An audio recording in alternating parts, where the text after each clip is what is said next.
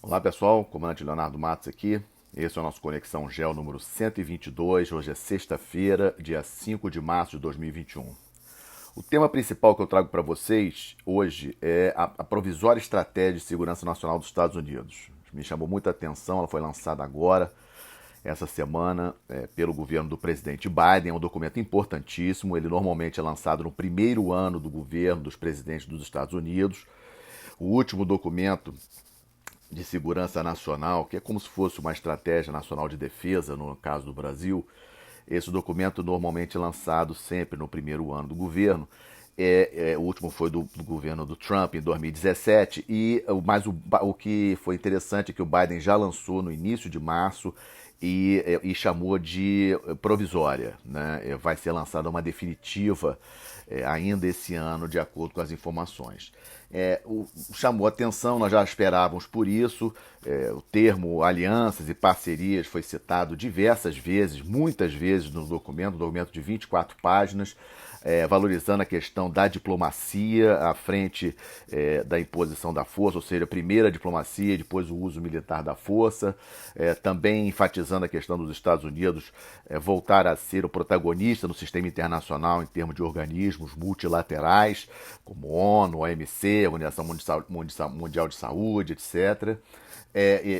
Mas manteve, por exemplo, a questão dos inimigos mais claros, das ameaças mais claras, colocando China e Rússia em primeiro lugar, Irã, Coreia do Norte e ele chamou de grupos extremistas violentos. Né? São os outros três, Irã, Coreia do Norte e esses grupos extremistas violentos.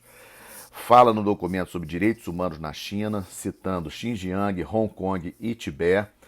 Fala também na necessidade dos Estados Unidos aumentarem a influência em países próximos à China, citando Índia, Singapura e Vietnã. Também achei bastante interessante, lembrando muito a questão da estratégia da contenção feita na época da Guerra Fria, que os Estados Unidos fez em relação à União Soviética, os Estados Unidos faz em relação à China, no documento de estratégia, esse documento de altíssimo nível, apenas reforça isso. E lembrando a todos que Coreia do Sul e Japão já fazem parte dessa contenção à China, onde tem tropas americanas. Né? É muito importante a gente lembrar que Coreia do Sul e Japão já possuem tropas americanas, mas nesse documento cita especificamente Índia, Singapura e Vietnã.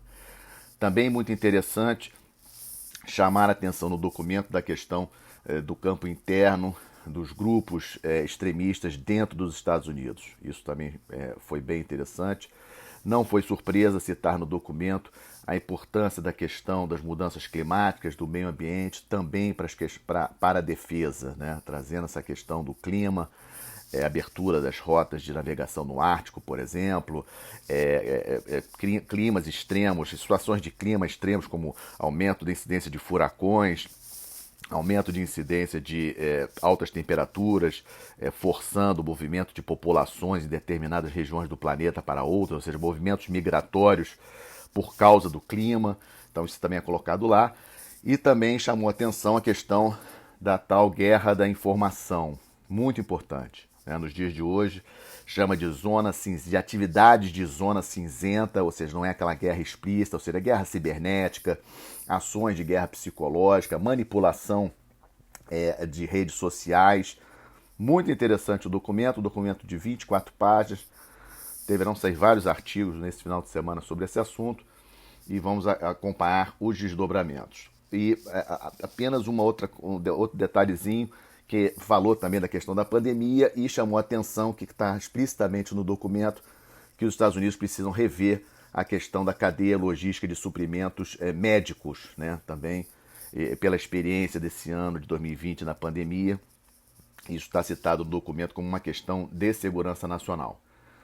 No item 2 do nosso Conexão Gel de hoje, questão de disputas hegemônicas, China, início nessa sexta-feira, agora já está à noite lá na China, mas hoje pela manhã, lá em Pequim, iniciou a Assembleia Anual, né, o Congresso Anual do Povo Chinês, com 5 mil delegados, todos os 5 mil vacinados, testados, se reunindo lá. Esse congresso deve durar aí até a semana que vem, até a próxima quinta-feira, dia 11. mas hoje um discurso muito grande, muito longo do primeiro-ministro, Li Keqiang, discurso de 1 hora, citou o presidente Xi Jinping 13 vezes, segundo a Reuters, né? E falou, exaltou o crescimento da China, mesmo durante a pandemia, né? Lembrando que a China foi o único país entre as maiores economias do mundo que cresceu em 2020, a China cresceu 2,3%. Falou da previsão do planejamento de crescimento este ano de 2021 de 6%, até abaixo do que o mercado estava prevendo, o mercado falando em 8%, hoje falou em 6%, o primeiro-ministro. Falou, muito importante, do crescimento em pesquisa e desenvolvimento, muito importante isso, uma previsão de aumentar o percentual de gastos do governo em pesquisa e desenvolvimento para chegar a 7% do PIB da China até 2025, isso é muito, muito interessante. Isso nós estamos falando de quase 950 bilhões de dólares em gastos anuais com pesquisa e desenvolvimento. É muito dinheiro, né? Então isso é um dado importante. Também fala de novas restrições a Hong Kong, inclusive com mudança do sistema eleitoral, de como se escolhe a assembleia local, lá, como será futuramente as eleições em Hong Kong, na cidade de Hong Kong, em relação aos delegados da assembleia local. Ou seja, vai apertar ainda mais o cerco, e também falou em aumento dos gastos para 2021 em relação a 2020 no setor de defesa, 6,8%. 6,8% de aumento nos gastos de defesa. Muito interessante, vamos seguir acompanhando. Qualquer novidade sobre esse evento importantíssimo, um evento que acontece apenas uma vez por ano, volto a falar na próxima sexta-feira. Em relação à Rússia, as crises no entorno imediato russo, no entorno estratégico russo, permanecem, instabilidade na Geórgia, instabilidade na Armênia, eu já tinha falado na semana passada, mas vamos seguir acompanhando. União Europeia e Estados Unidos, há uma expectativa de aumento das sanções econômicas, mas eu acho que talvez a questão da diplomacia da vacina possa, a geopolítica da vacina, a diplomacia da vacina, possa ajudar a Rússia a pelo menos segurar um pouco o ímpeto da União Europeia em impor novas sanções econômicas à Rússia. A Rússia está aí aumentando o fornecimento da sua vacina, da Sputnik, para alguns países da União Europeia, e esse é um dado interessante. Em relação ao balanço da pandemia, em linhas gerais, nos últimos 7 dias, a curva mundial deu uma ligeira crescida em relação ao podcast anterior, infelizmente, mas a tendência geral a mais longo prazo é de queda, principalmente com o aumento do número dos países iniciando o processo de vacinação. Para vocês terem uma ideia, na semana passada eu tinha falado 225 milhões de doses já aplicadas no mundo, hoje 279 milhões, né? Ou seja, na próxima semana eu já vou falar aqui de mais de 300 bilhões de doses aplicadas. No podcast da semana passada eu tinha comentado 100 países já tinham iniciado a vacinação, hoje 111 países. Então estamos aumentando aí gradualmente a vacinação. A República Tcheca ultrapassou a Bélgica em termos de número de mortos por habitante no mundo, né? O país do mundo em pior situação nesse quesito, número de mortos por Covid e habitantes, em termos de países acima de 1 milhão, né? Lógico que aqueles países pequenos ali da Europa eu não estou considerando, mas países com mais de 1 milhão de habitantes, a República Tcheca é em pior situação. Como eu mesmo falei, a Sputnik russa aumentando a sua presença também, não apenas na Europa, como eu tinha comentado, mas também na África, vários países africanos já aprovando o uso da Sputnik russa, é um caso importante. E aqui no Brasil, infelizmente, os números essa semana e na semana passada vem aumentando em termos de número de casos e número de mortos, mas pelo menos a vacinação ela retomou forte.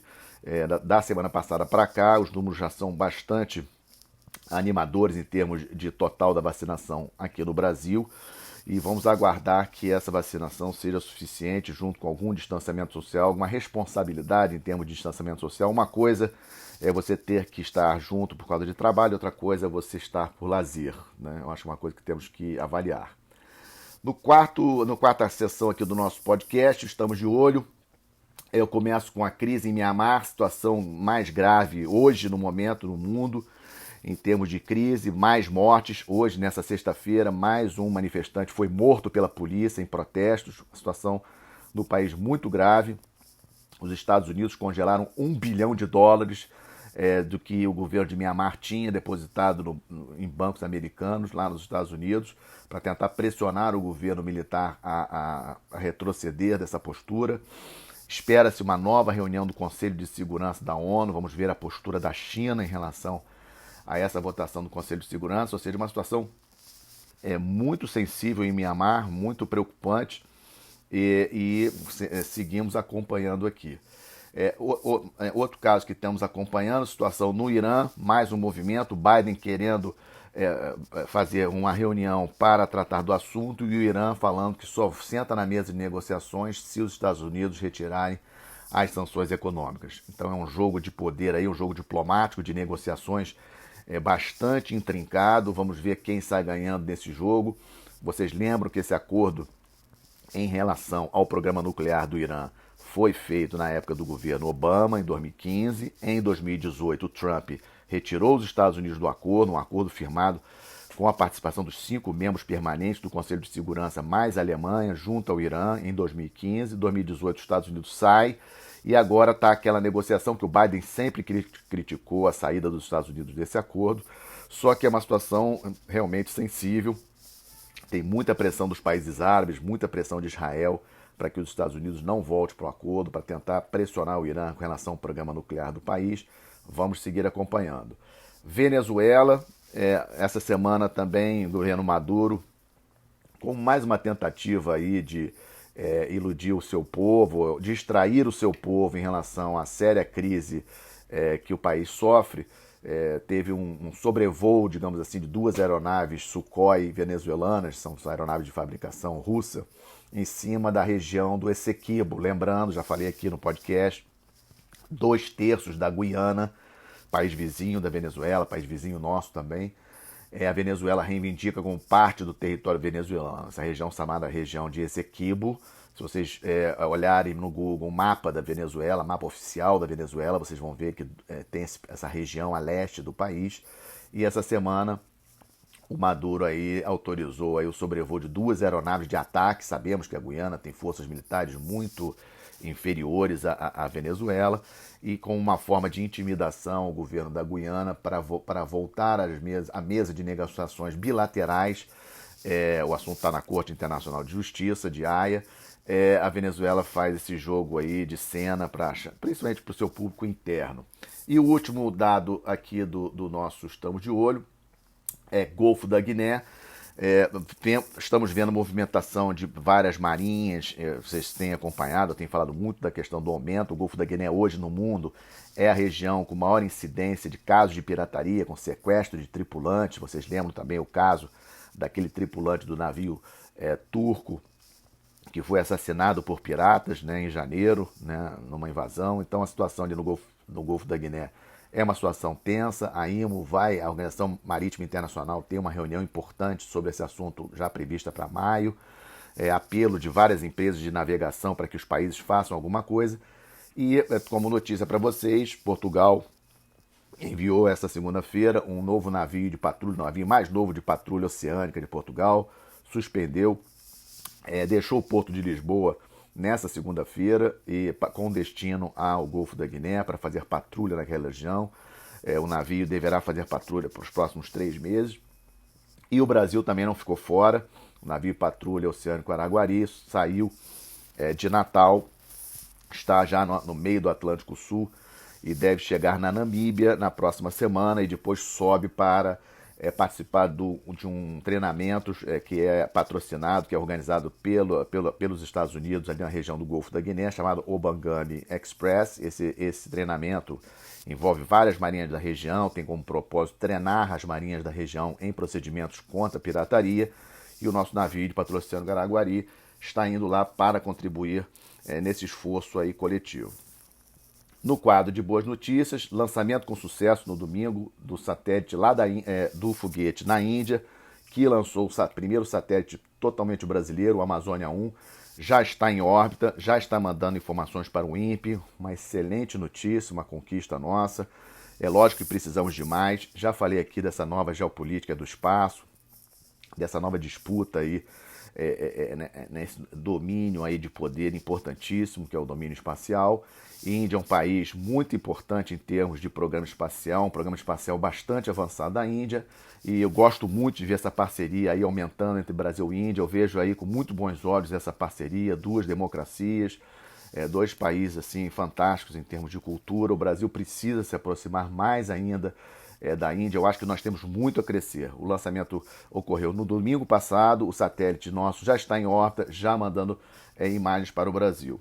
E como última notícia, que eu considerei também muito boa, soube ontem à noite a confirmação da visita a Buenos Aires do presidente Bolsonaro no dia 26 de março para celebrar os 30 anos do Mercosul. Será o primeiro encontro dos dois presidentes. Eu acho isso importantíssimo. A Argentina é um parceiro vital para o Brasil, da mesma forma como o Brasil é um parceiro vital para a Argentina. Nós não podemos deixar as questões políticas e ideológicas perturbar essa aliança geopolítica que, mais uma vez, considero importantíssimo para os dois países e também para a América do Sul. Com isso, encerro o nosso Conexão Geo 122, nosso bate-papo de toda semana. Desejando a todos aí um ótimo final de semana, com saúde, e até a próxima sexta-feira. Muito obrigado.